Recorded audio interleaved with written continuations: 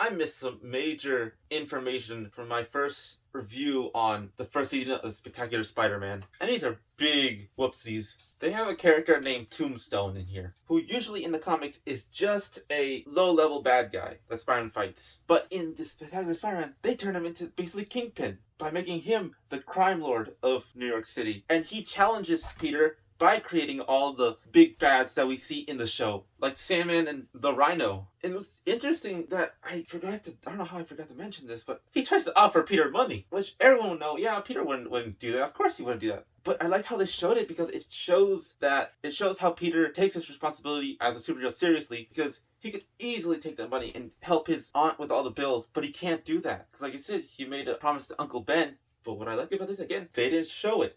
They just implied it. Then he said, I can't ever look the other way again. Let's finish this. If you never watched the show beforehand, you wouldn't think of that. But thinking of that after the show is just like a constant thing. Like, oh my god, he could do that. He could just take the money and just not have to worry about anything like that anymore. But he doesn't, because he has a responsibility to the people. And another big character that I don't know how I forgot about him. He's literally Spider-Man's #1 foe. They introduced the Goblin. The Green Goblin. I don't know how I forgot that.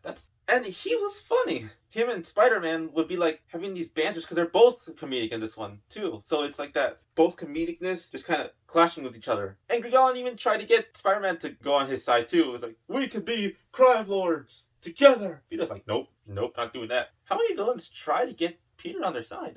That's funny. But then there's this, like, it was shown that Harry Osborn is the Goblin. Because throughout the show, it shows him take this substance and it messes with his mind. Because Harry wants to impress his dad. And that's what we know about this season. And one thing I found interesting is how Peter, because he's best friends with Harry, lets him go. Something that felt kind of odd, though, is Norman Osborn was too caring for Harry instead of showing him how he is in the rest of the season. That's all I'm saying for the first season. There is one thing I would like to say. It kind of doesn't have to do anything with the new characters. Kind of has something to do with the old character I was talking about in the last video about the Vulture, how they introduced him.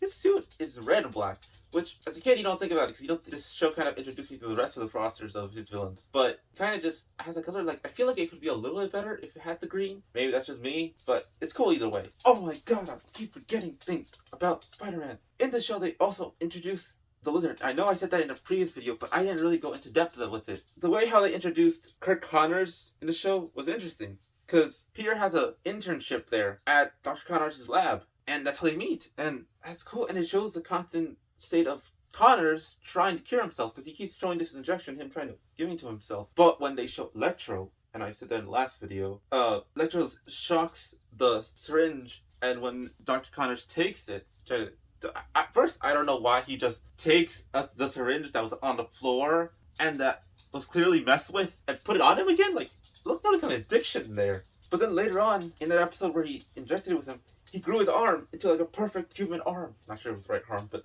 got it back, and the entire episode was just him being happy with it. Well, not the entirety, it was part of it. But then it shows him getting scales and him transforming. And oh my god, I don't know how kids were allowed to watch this, because this freaked me out as a kid. When he transforms, it is scary. His head crushes down, the tail comes up, his body gets all mangled, transformed into a lizard, and dang. But he looks so cool. I actually prefer this design better than most other designs, because like his shape, his outline is just cool, but also his outfit. Like usually the lizard just has the trench coat, black shirt, and purple pants. But I actually liked it with the brown pants. It looked a lot better. I don't want him to look like the Hulk. They're both green already. Oh, and I say he's a kind of more muted green, so that's cool. But because of Lizard getting away and Peter having to go get him, he got a serum that Peter at the lab with Gwen and Mrs. Connors made a gene cleanser which allows them to cure Connors. But because the Lizard can't be injected because of his hide,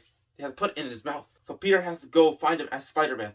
But because of that, he has to make up an excuse that he's leaving, which makes everyone hate him, because like he just left everyone. Like, if you have no context, that's just a dick move. But no, he just went out to go be Spider-Man and help him, because he can't just reveal his identity, but he also needed the money.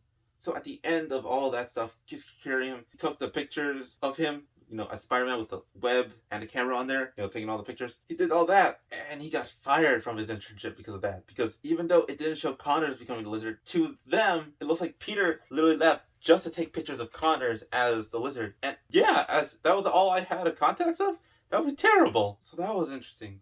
There is one thing I want to talk about before I leave today. In the first episode of the Spectacular Spider-Man, they had introduced the Enforcers, which are like a group of like mercenaries that have been known to fight Spider-Man a lot. And it's funny, in the comics they're very like old type gangstery. Like there's one that's like a cowboy. There's one like that's like very fancy and everything. Like his Fancy Dan. There's one named Ox that's literally just big and strong. And they introduce them here in the show. When you see them show up, you don't really think about it. You really don't. But one thing that I find very interesting is the cowboy one kind of character, Montana. He replaces a very well-known Spider-Man villain, the Shocker. Like, Herman Schultz in the comics is someone completely different, and they give it to Montana's role instead. Which, like, I don't know why they would do that. Maybe because Herman Schultz is a very boring character in the comics. Like, he just makes that thing in prison and like uses that to rob banks. So they gave it to a character who has more personality, because in the show, Montana has this very like Western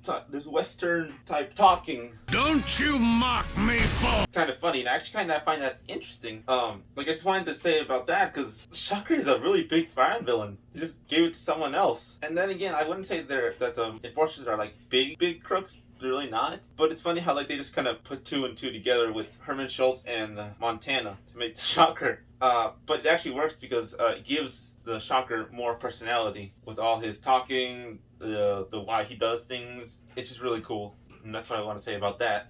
And hey, I know this was a shorter video, but I just wanted to talk about things that I completely forgot to talk about in the last video. Hope everyone has a good day. See everyone in the next video.